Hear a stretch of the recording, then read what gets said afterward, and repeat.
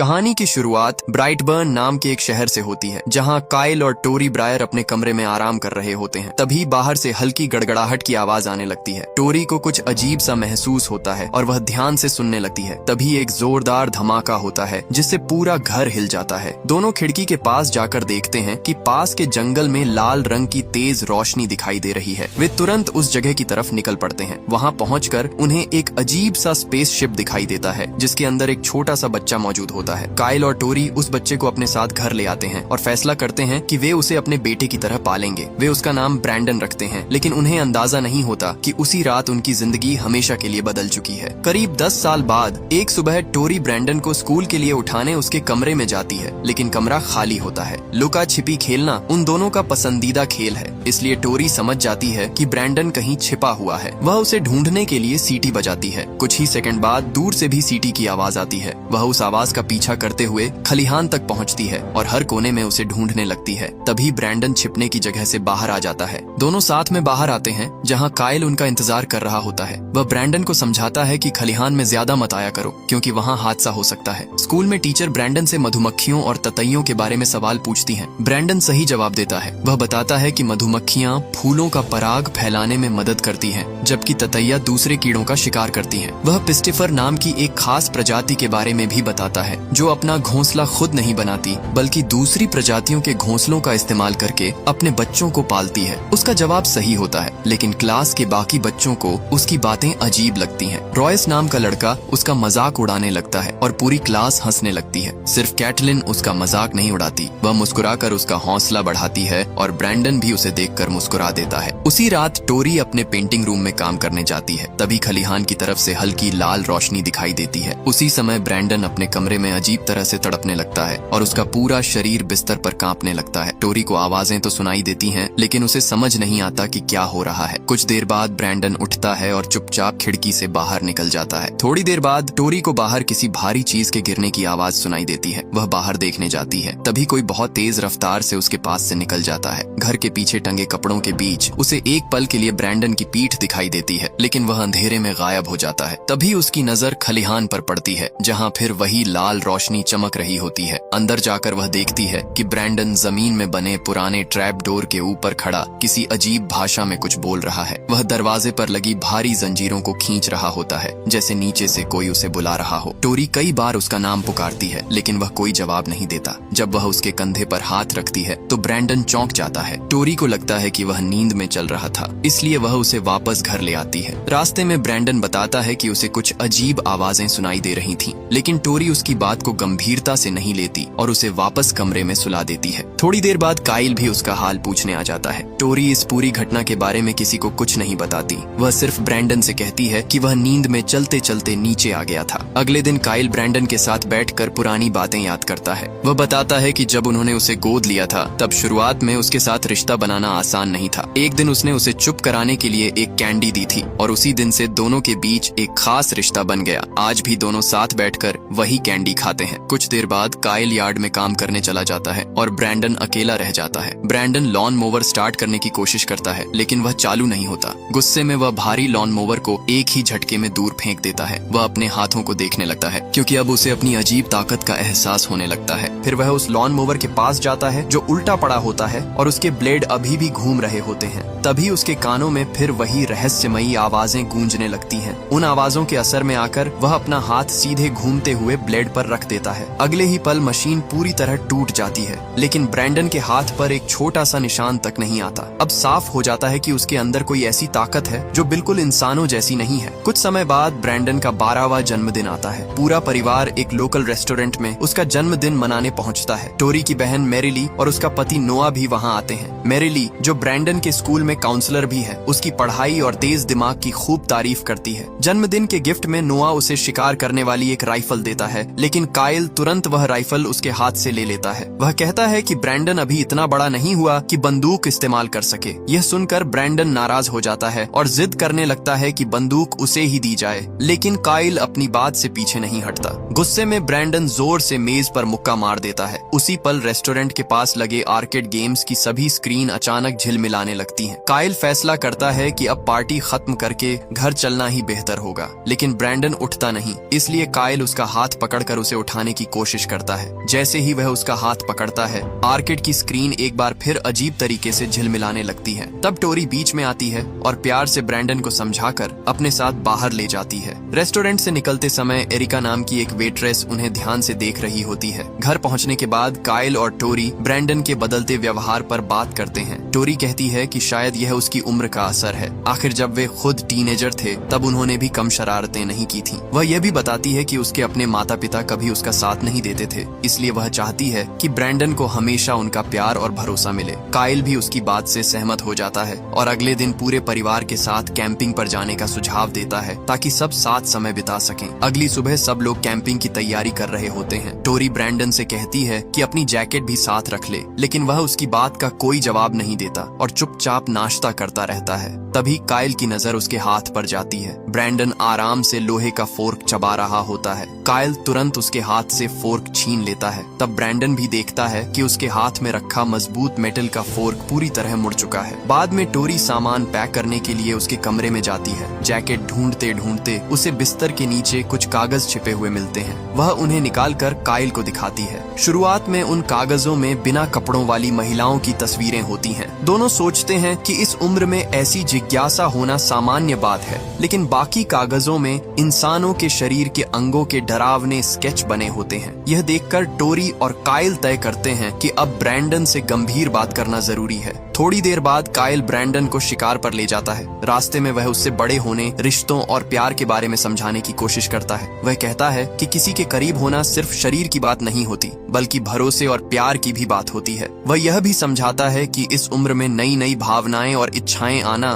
बिल्कुल सामान्य है, लेकिन ब्रैंडन उसकी बात का मतलब कुछ और समझ लेता है। यह देखकर काइल तुरंत बात बदल देता है। उधर कैटलिन रात को अपने कमरे में सो रही होती है। तभी अचानक उसके लैपटॉप से तेज आवाज में म्यूजिक बजने लगता है। वह उठकर लैपटॉप बंद कर देती। अगले दिन टोरी स्कूल में मैरिली से मिलती है और ब्रैंडन के बदलते व्यवहार के बारे में बात करती है। मैरिली उसे समझाती है कि इस उम्र में बच्चों का मूड बदलना आम बात है और यह किशोरावस्था का हिस्सा है। बाद में टोरी देखती है कि ब्रैंडन अपनी नोटबुक में कुछ अजीब निशान बना रहा है, लेकिन उसे देखते ही वह नोटबुक छिपा लेता है। उसी रात काइल को खलिहान की तरफ से मुर्गियों के चिल्लाने की आवाज सुनाई देती है। वह बंदूक लेकर बाहर जाता है। उसे लगता है कि शायद कोई जंगली जानवर अंदर घुस आया होगा, लेकिन वहां पहुंचकर वह ब्रैंडन को मुर्गियों के बीच खड़ा देखता है। उसकी आंखों में अजीब नजर होती है। काइल उसे घर चलने के लिए कहता है और अपने साथ ले आता है। अगली सुबह वह देखता है कि बाड़े की सारी मुर्गियां मरी पड़ी हैं। वह टोरी को पूरी बात बताता है और कहता है कि यह किसी भेड़िए का काम नहीं हो सकता, क्योंकि बाड़े का ताला बिल्कुल सही सलामत है। फिर भी टोरी यह मानने के लिए तैयार नहीं होती कि ब्रैंडन ऐसा कर सकता है। उधर स्कूल में एक ट्रस्ट एक्सरसाइज चल रही होती है। सभी बच्चों को पीछे की तरफ गिरना होता है और सामने वाला उन्हें पकड़ता है। जब ब्रैंडन की बारी आती है तो कैटलिन जानबूझकर उसे गिरने देती है। बाकी बच्चे उसका मजाक उड़ाने लगते हैं। कैटलिन उसे परवर्ट कहती है और उसे उठाने से भी मना कर देती है। तभी उनका कोच बीच में आता है और कैटलिन से कहता है कि अगर उसने साथ नहीं दिया तो वह इस क्लास में फेल हो जाएगी। मजबूरी में कैटलिन ब्रैंडन की तरफ हाथ बढ़ाती है, लेकिन जैसे ही ब्रैंडन उसका हाथ पकड़ता है वह उसे इतनी जोर से दबाता है कि उसका हाथ बुरी तरह कुचल जाता है। कैटलिन दर्द से जोर जोर से चीखने लगती है। इस घटना के बाद ब्रैंडन और कैटलिन के माता पिता, स्कूल के प्रिंसिपल और शेरिफ की मीटिंग होती है। कैटलिन की माँ एरिका चाहती है कि ब्रैंडन को कड़ी सजा मिले, यहाँ तक कि उसे जेल भेज दिया जाए। लेकिन जब उसे पता चलता है कि ब्रैंडन को सिर्फ कुछ दिनों के लिए सस्पेंड किया जाएगा और उसकी काउंसलिंग होगी, तो वह और भड़क जाती है। वह टोरी से कहती है कि शायद ब्रैंडन की असली माँ कोई खतरनाक और मानसिक रूप से अस्थिर औरत रही होगी। यह सुनकर टोरी नाराज हो जाती है। वह कहती है कि वही ब्रैंडन की असली माँ है और बिना वजह एक बच्चे पर ऐसे आरोप लगाना गलत है। जाने से पहले वह कैटलिन को लगी चोट के लिए माफी भी मांगती है। जब टोरी, काइल और ब्रैंडन वहाँ से निकलते हैं तब ब्रैंडन एरिका की तरफ ठंडी नजर से देखता है। घर लौटने के बाद टोरी पहली बार काइल को उस रात की पूरी बात बताती है, जब ब्रैंडन नींद में चलकर खलिहान के ट्रैप डोर को खोलने की कोशिश कर रहा था। यह सुनकर काइल की चिंता बढ़ जाती है। वह कहता है कि ब्रैंडन बार बार उसी जगह की तरफ खींचा चला जाता है और वह बाकी बच्चों जैसा बिल्कुल नहीं है। उसे डर लगने लगता है कि अगर ऐसा ही चलता रहा तो एक दिन ब्रैंडन किसी को बहुत बड़ा नुकसान पहुंचा सकता है। उसी रात ब्रैंडन अपने बिस्तर पर लेटा होता है। तभी उसे उन रहस्यमयी फुसफुसाहटों का असली मतलब समझ में आ जाता है। अगले ही पल वह चुपचाप अपना कमरा छोड़कर तेज बारिश में में खलिहान की तरफ चला जाता है। इसी बीच टोरी ब्रैंडन की असली पहचान के बारे में जवाब ढूंढ रही होती है। तभी उसकी नजर खलिहान की खिड़की से निकल रही लाल रोशनी पर पड़ती है और वह तुरंत वहां पहुंच जाती है। अंदर जाकर वह देखती है कि ब्रैंडन हवा में तैर रहा है और उसके नीचे वही लाल रोशनी चमक रही है। वह उसे पकड़ने की कोशिश करती है, लेकिन ब्रैंडन नीचे गिर जाता है और पास पड़े एलियन स्पेसशिप से उसका हाथ कट जाता है। टोरी उसे संभालती है। तभी ब्रैंडन पूछता है, मैं आखिर हूँ क्या? अब टोरी उसे पूरा सच बता देती है। वह बताती है कि वह और काइल कभी अपना बच्चा नहीं कर पाए। फिर एक रात उन्हें जंगल में गिरे स्पेसशिप के अंदर ब्रैंडन मिला था और तभी से उन्होंने उसे अपना बेटा बनाकर पाला। यह सच सुनकर ब्रैंडन वहां से भाग जाता है। बाहर पहुंचते ही उसके कानों में फिर वही रहस्यमयी आवाजें गूंजने लगती हैं। इस बार उसे उनका मतलब साफ समझ आ जाता है, दुनिया पर कब्जा करो। यह सुनते ही वह जोर से चीखता है और उसकी आंखें लाल रंग में चमकने लगती हैं। उसी रात वह बिना बताए कैटलिन के कमरे में पहुंच जाता है। कैटलिन उसे देखकर डर जाती है। ब्रैंडन उसे एक फूल देता है और कहता है कि उसे डरने की जरूरत नहीं है, क्योंकि वह उन गिने चुने लोगों में से है जो उसकी असली पहचान जानते हैं। लेकिन कैटलिन कहती है कि उसकी माँ ने उसे ब्रैंडन से दूर रहने को कहा है। इस पर ब्रैंडन कहता है कि वह खुद सारी परेशानी खत्म कर देगा। उधर डाइनर में एरिका सफाई कर रही होती है। तभी उसकी नजर खिड़की पर बने कुछ अजीब निशानों पर पड़ती है। वह इसे किसी की शरारत समझकर गैरी को आवाज देती है। तभी पूरे डाइनर की लाइटें तेजी से झिलमिलाने लगती हैं और अगले ही पल खिड़की टूट जाती है। कांच का एक बड़ा और नुकीला टुकड़ा एरिका की आंख में घुस जाता है। वह अपनी आंख से कांच का टुकड़ा निकाल देती है, लेकिन उसकी आंख से लगातार खून बहने लगता है और उसे ठीक से दिखाई नहीं देता। वह पास पड़ा बेसबॉल बैट उठा लेती है और फिर भागकर एक बड़े फ्रीजर के अंदर छिप जाती है। लेकिन कुछ ही सेकंड बाद लाल लेजर जैसी किरण फ्रीजर के लोहे के दरवाजे को काट देती है। दरवाजा खुलते ही एरिका ऊपर देखती है। उसके सामने लाल मास्क और केप पहने एक लड़का खड़ा होता है, जिसकी आंखें लाल रंग में चमक रही होती हैं। एरिका कुछ कर पाती उससे पहले ही वह उस पर हमला करके उसकी हत्या कर देता है। अगली सुबह टोरी और काइल नाश्ते की मेज पर ब्रैंडन का इंतजार कर रहे होते हैं। जब ब्रैंडन नीचे आता है तो वह बिल्कुल शांत दिखाई देता है, जैसे उसने अपनी असली पहचान को पूरी तरह स्वीकार कर लिया हो। उधर शेरिफ एरिका के गायब होने की जांच शुरू कर देता है। जांच के दौरान उसकी नजर डाइनर की टूटी खिड़की पर बने उसी अजीब निशान पर पड़ती है। वह समझ जाता है कि यह केस का एक अहम सुराग हो सकता है। इसी बीच मैरिली ब्रैंडन की काउंसलिंग कर रही होती है। वह उससे उसके गोद लिए जाने और उसके बदलते व्यवहार के बारे में बात करती है। ब्रैंडन कहता है कि अब उसे समझ आ गया है कि वह बाकी लोगों जैसा नहीं है। मैरिली उससे पूछती है कि कैटलिन के साथ जो हुआ क्या उसे उसका पछतावा है, लेकिन ब्रैंडन के चेहरे पर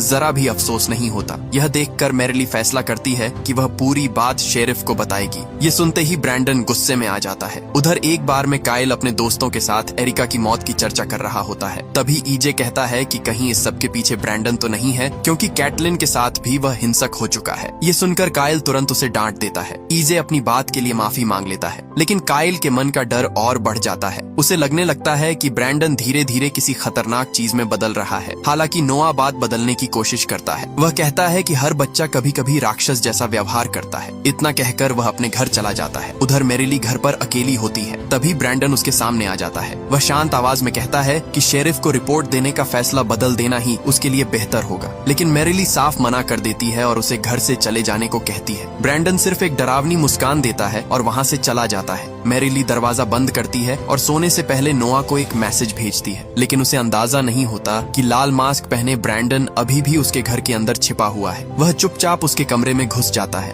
तभी बाहर नोआ के घर लौटने की आवाज सुनाई देती है। नोआ बाथरूम में जाकर ब्रश करने लगता है। उसे पता नहीं होता कि उसके पीछे अंधेरे में ब्रैंडन खड़ा है। अचानक उसे अलमारी के पास कुछ हलचल महसूस होती है। वह तुरंत लाइट जलाता है और सामने लाल मास्क पहने ब्रैंडन को देखकर चौंक जाता है। नोआ गुस्से में ब्रैंडन को डांटता है और उसे खींचते हुए अपने ट्रक तक ले जाता है। अंदर जाने से पहले ब्रैंडन उसे चेतावनी देता है कि वह उसके माता पिता को कुछ भी न बताए, लेकिन नोआ उसकी बात नहीं मानता। जैसे ही नोआ ट्रक की ड्राइवर सीट पर बैठता है, आसपास की लाइटें झिलमिलाने लगती हैं। वह देखता है कि ब्रैंडन वहाँ नहीं है, इसलिए उसे ढूंढने के लिए बाहर निकलता है। तभी वह ब्रैंडन को अपना लाल मास्क पहनते हुए देख लेता है। अचानक ब्रैंडन अपनी लेजर विजन से नोआ पर हमला कर देता है। इसके बाद वह रात के अंधेरे में गायब हो जाता है। नोआ किसी तरह लंगड़ाते हुए वापस अपने ट्रक तक पहुंचता है और वहां से निकलने की कोशिश करता है, लेकिन कुछ दूर जाते ही ब्रैंडन तेज रफ्तार से ट्रक से टकरा जाता है। इस टक्कर से ट्रक पर से नोआ का कंट्रोल छूट जाता है। ट्रक बंद हो जाता है और वह उसे दोबारा स्टार्ट करने की कोशिश करता है। जब वह बार बार हेडलाइट चालू और बंद करता है तो उसे ट्रक के सामने ब्रैंडन खड़ा दिखाई देता है। अगले ही पल लाइटें फिर झिलमिलाने लगती हैं और ब्रैंडन हवा में उड़ता हुआ गायब हो जाता है। तभी नोआ देखता है कि ब्रैंडन पूरे ट्रक को हवा में उठाकर जोर से जमीन पर पटक देता है। इस हादसे में नोआ आगे की तरफ उछल जाता है और उसका जबड़ा स्टीयरिंग व्हील से टकराकर टूट जाता है। वह वहीं बेहोश हो जाता है। इसके बाद ब्रैंडन उसके खून से सड़क पर वहीं रहस्यमयी निशान बना देता है। उधर घर पर काइल चुपचाप बैठा होता है जबकि टोरी मैरिली को फोन कर रही होती है। उसी समय ब्रैंडन घर के अंदर आता है। वह अपनी शर्ट को कसकर पकड़े रहता है जैसे कुछ छिपा रहा हो। टोरी तुरंत उसे गले लगाकर पूछती है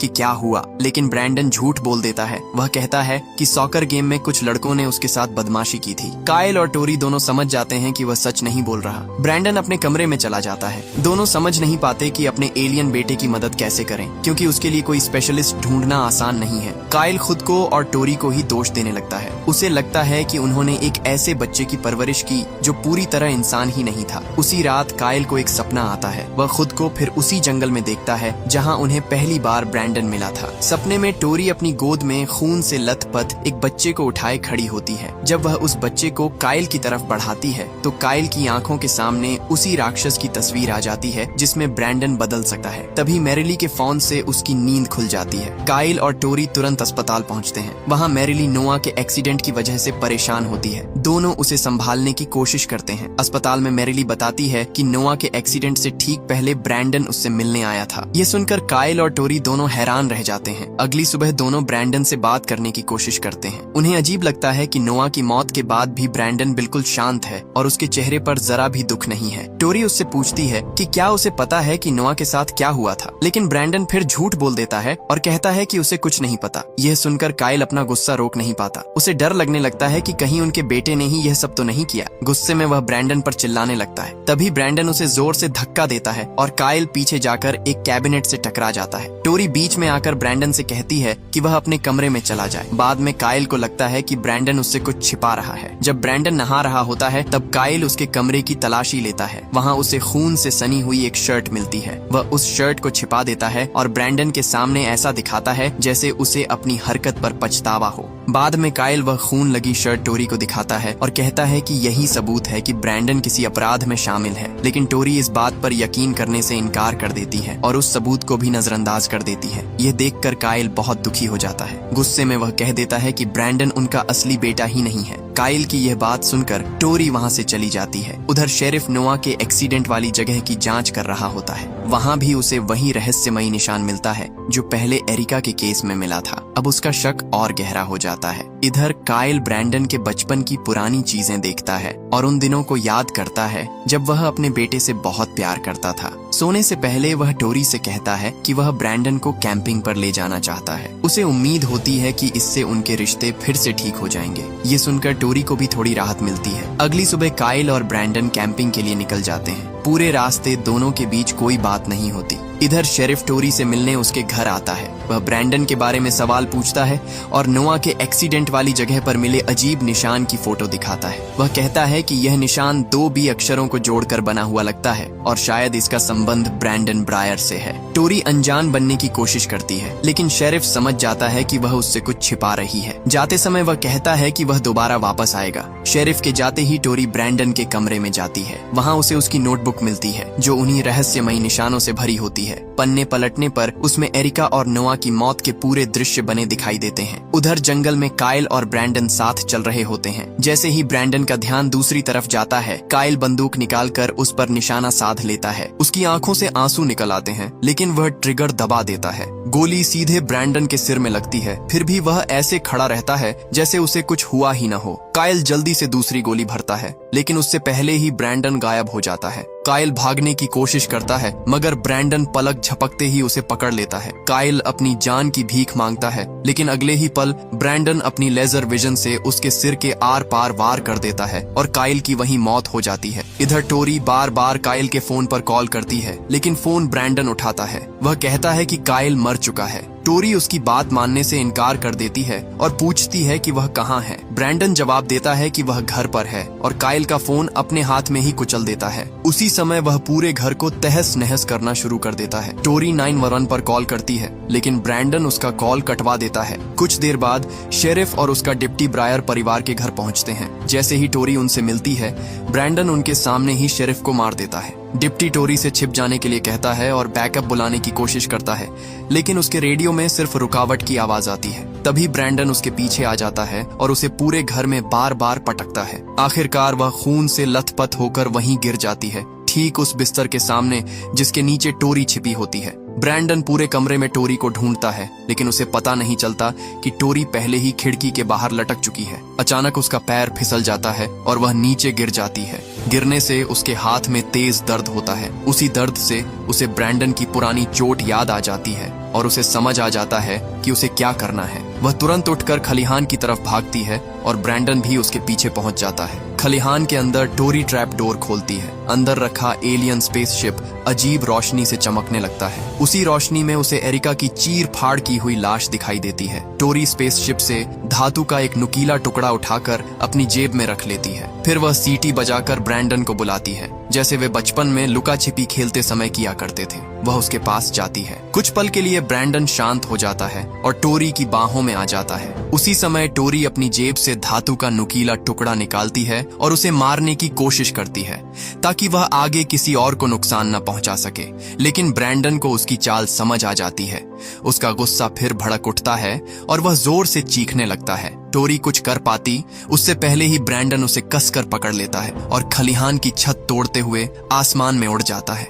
ऊपर जाते समय टोरी का सिर लकड़ी से टकराता है और उसके सिर से खून बहने लगता है। टोरी आखिरी बार अपने बेटे के चेहरे पर हाथ फेरती है, लेकिन अगले ही पल ब्रैंडन उसे छोड़ देता है। टोरी नीचे गिरकर मर जाती है। टोरी को गिरते देखने के बाद ब्रैंडन ऊपर देखता है। तभी एक प्लेन तेज रफ्तार से उसकी तरफ आता दिखाई देता है। अगली सुबह खबर आती है कि वह प्लेन फार्म हाउस से टकराकर क्रैश हो गया, जिससे पिछली रात हुई सभी हत्याओं के सबूत मिट जाते हैं। मलबे की जांच के दौरान रेस्क्यू वर्कर को प्लेन के एक टूटे हुए हिस्से पर ब्रैंडन का वही रहस्यमयी निशान मिलता है। उसी समय ब्रैंडन चुपचाप कुकी खा रहा होता है। उसके चेहरे पर जरा भी पछतावा नहीं होता। कुछ समय बाद खबरों में दुनिया के अलग अलग हिस्सों में हो रही रहस्यमयी तबाहियों की रिपोर्ट दिखाई जाती है। एक ऑनलाइन कॉन्स्पिरेसी थ्योरिस्ट दावा करता है कि ब्रैंडन जैसा सुपर पावर वाला वह अकेला नहीं है और लोगों को चेतावनी देता है कि हालात बिगड़ने से पहले तैयार हो जाएं। और इसी के साथ ये कहानी खत्म होती है। उम्मीद है आपको ये कहानी पसंद आई होगी। कमेंट करके जरूर बताइए कि आपको यह मूवी कैसी लगी। अगर वीडियो पसंद आया हो तो चैनल को सब्सक्राइब करना मत भूलिए। मिलते हैं अगली शानदार कहानी के साथ।